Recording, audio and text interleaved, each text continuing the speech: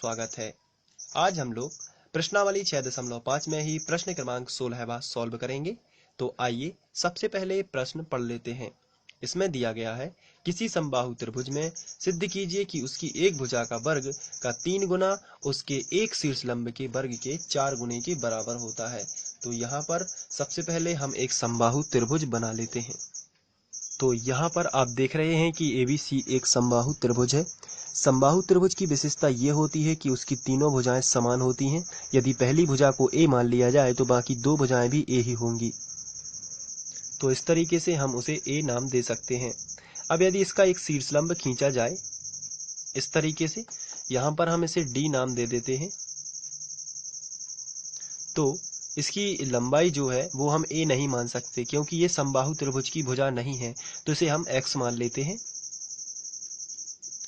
तो अब प्रश्न में दिया गया है कि सिद्ध कीजिए कि उसकी एक भुजा के वर्ग का 3 गुना एक भुजा के वर्ग का 3 गुना, यानी कि यदि A समबाहु त्रिभुज है तो इसकी एक भुजा हो जाएगी A, तो इसके वर्ग का 3 गुना यानी कि 3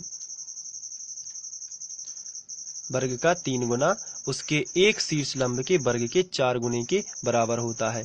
तो उसके एक शीर्ष लंब यानी कि AD जो है ये शीर्ष लंब है, तो एक शीर्ष लंब AD के शीर्ष लंब के वर्ग के 4 गुने के बराबर होता है, यानी AD के वर्ग के 4 गुने के बराबर होगा।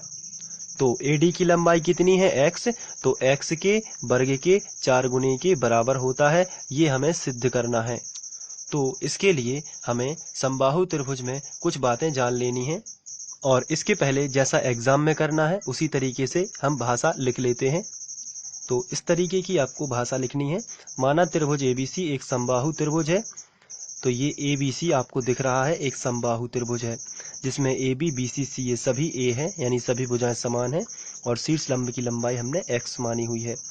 इसके बाद चूंकि हमें पता है कि AD लंब है BC पर, ये आप देख रहे हैं AD जो है वो लंब है BC पर, तो यहाँ पर हम लिखेंगे चूंकि AD जो है वो लंब है BC पर, तो यहाँ पर यदि हमें BD लिखना होगा तो क्या होगा, BD जो है वो BC का आधा हो जाएगा, क्योंकि समबाहु त्रिभुज है।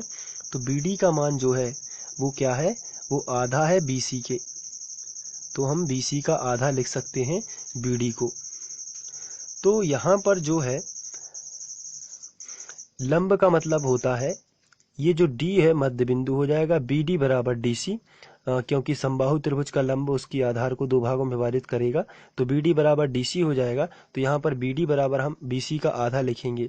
तो जब BD अगर लिखा जाएगा तो वो BC का आधा होगा, यानी कि BD बराबर BC का मान कितना है, तो पूरा BC जो है वो समबाहु त्रिभुज की भुजा है, और समबाहु त्रिभुज की भुजा को हम क्या मान रहे हैं A, तो A/2 हम लिखेंगे।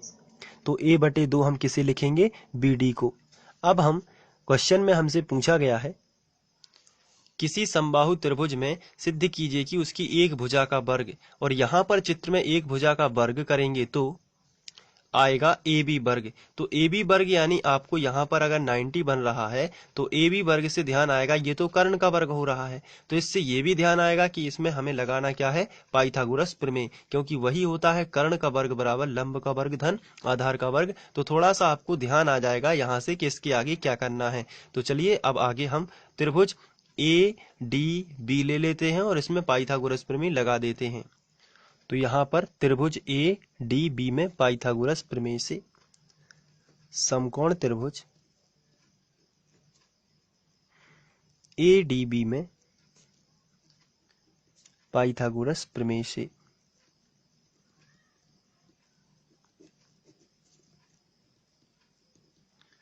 चलिए पाइथागोरस प्रमेय लगा देते हैं। कर्ण का वर्ग यानी AB का वर्ग बराबर लंब क्या है, आंसर है AD, तो लंब हो जाएगा AD का वर्ग प्लस आधार हो जाएगा BD का वर्ग।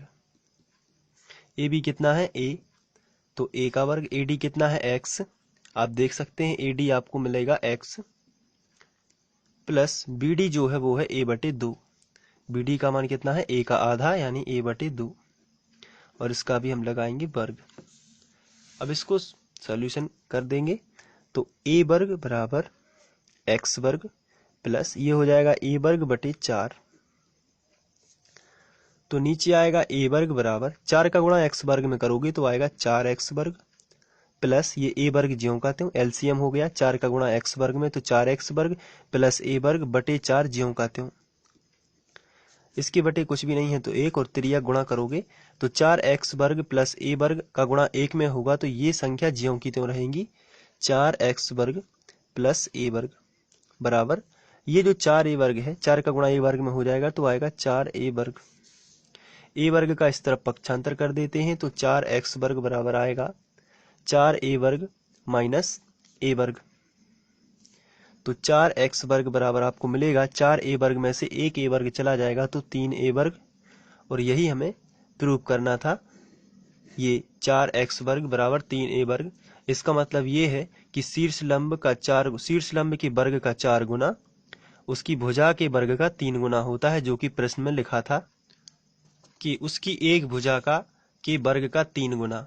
भुजा यानी क्या होती है a, उसका 3 गुना। तो ये देखिए भुजा a का वर्ग का 3 गुना उसके शीर्ष लंब के वर्ग के 4 गुना लिखा था क्वेश्चन में। तो ये देखिए शीर्ष लंब के वर्ग का 4 गुना बराबर होता है। तो ये इस तरीके से प्रूव हो जाएगा। आप चाहें तो इसको नोट भी कर सकते हैं। इसके लिए आपको यहाँ से लिखना पड़ेगा और ये चित्र साइड में भी बना सकते हैं आप। और इसके बाद ये सेकंड नंबर पर और ये थर्ड नंबर पर और ये, तो इस तरीके से आपको